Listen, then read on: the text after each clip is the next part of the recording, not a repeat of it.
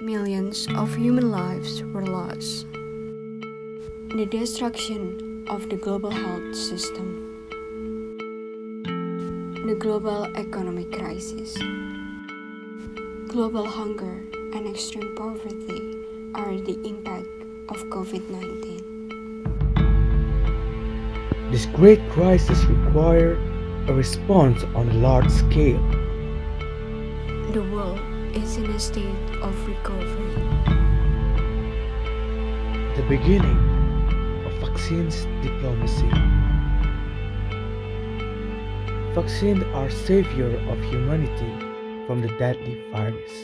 But the race to find vaccines has taken a political dimension and a nationalistic approach. Many countries are competing to find and put the first access to vaccines for domestic political and geopolitical interests. So, it is important for us to know.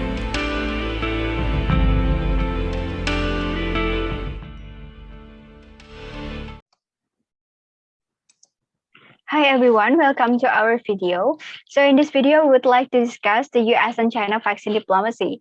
My name is Nabilla, and here I also accompanied with my partner, Sukerta. Yeah, that is totally right. So without further ado, let's start our discussion. The biggest global health issue at this moment is the COVID-19 pandemic. The world is working hard to fight this virus, from individual countries to the international system. Then, if we put our focus on the international system, international cooperation is very crucial. Yeah, I agree with you. International cooperation is really important nowadays. For example, through international organizations such as WHO through the COVAX program. But there are also interesting things that we can actually discuss, that is the major power countries' behavior in this pandemic era. Yeah, that is totally right. The US and China rivalry also exacerbated during the midst of COVID-19, in which these two countries are competing to develop vaccines to leveraging it as a diplomatic bargaining tools to gain soft power in the world politics. From this, I wonder, what is the vaccine diplomacy strategy that implemented by these two countries?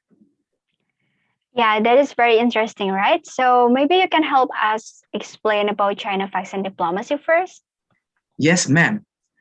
China is considered as the first country that leveraged the COVID-19 pandemic as a geopolitical opportunities that proven by Chinese mass diplomacy in April 2020, in which they brand itself as a global health leader by sending medical aid to several countries around the world. In terms of vaccine diplomacy, by December 13, 2021, China has distributed around 1.71 billion doses of vaccines that comprise of 1.59 billion vaccines sold and 126 million vaccines donated. Based on this data, can be observed that China prefer to sell their vaccines.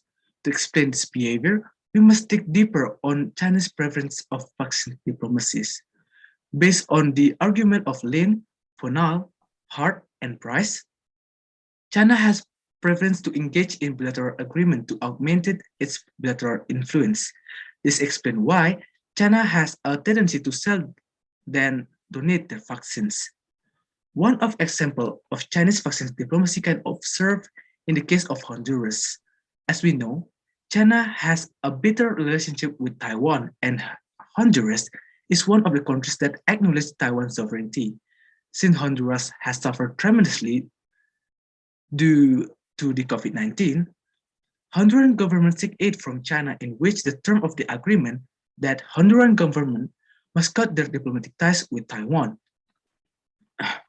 Okay, so the previous point that I mentioned implies that China vaccine diplomacy strategy is predominantly in form of bilateral agreement, in which the objective is to strengthen their ties with other countries, in addition to build a good image in the international scene.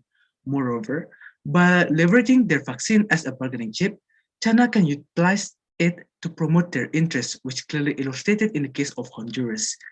From this can be concluded that the intention behind China vaccine diplomacy strategy is to get a relative gain from this bilateral cooperation, in which later on can be exploited from its own benefit that can help to advancing their national interests. All right, so that is very interesting and also insightful. Now we can understand how the strategy in China vaccine diplomacy and also the possibility on why China used the certain strategy as their foreign policy. So now I would like to explain about US strategy. We could say that the United States in its diplomatic vaccine strategy tends to be very ambitious, with its main motto being the USA to become the world's repository vaccine. To realize this huge goal, of course, the right strategy is needed.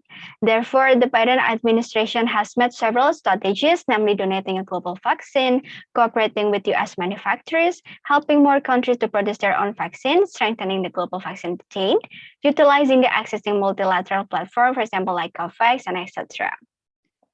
Moreover, in a vaccine distribution strategy, America has aimed to will distribute the vaccine to end the global pandemic.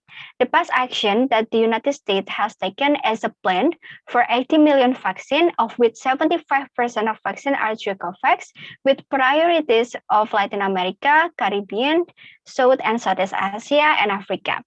The remaining 25% is for urgent needs to countries experiencing a spike in cases.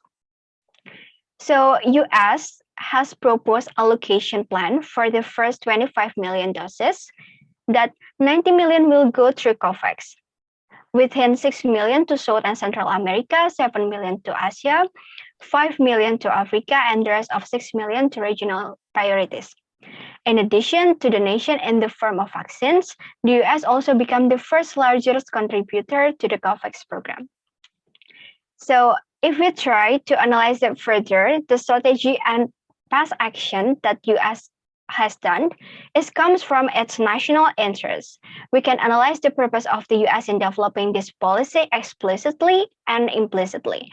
Explicitly, the United States policy is in line with its first commitment to the Bipartisan Global Health Security Act 2021, SR 391, which stated that the United States must strengthen its global health security strategy and US commitment to the global health with the aim of accelerating towards a world that is safe and free from the threat of infectious disease by setting international priorities, namely global health. But if we want to dig deeper implicitly, I would say that this policy is a political action, namely the restoration of the US position as a global leader to put the world on a recovery path. This global issue has an impact on almost all countries in the world. When the United States has a higher capacity, the United States will have the potential to lead and dominate, thereby increasing the US opportunity as a global leader. All right, I see. I think I noticed that these two countries are having different approach in their vaccine diplomacy. Yeah, we could say that China tends to more toward bilateral approach rather than multilateral because of its interest to strengthen its relation with other countries in order to leveraging for promoting China interests. But the US is tend to set the strategy globally because of its interest to become the global leader in combating COVID-19. Okay, I think the differences is come from the difference between their national interests. Yeah, I believe in so because the state behavior is also influenced by their national interests, especially on international system, which is anarchic. So what do you think? Who is the stronger between the two? I believe that the US is stronger because they have more construct strategy and giving their best action in tackle COVID-19 in the global arena. Yeah, I agree with you. They have a strong position, and it is a good decision to set the multilateral cooperation rather than bilateral one, I guess. Okay, so I think that's our discussion regarding the vaccine diplomacy between the US and China in the global arena. Yeah, we hope that our discussion are insightful and beneficial for you guys. Goodbye and see you in next occasion.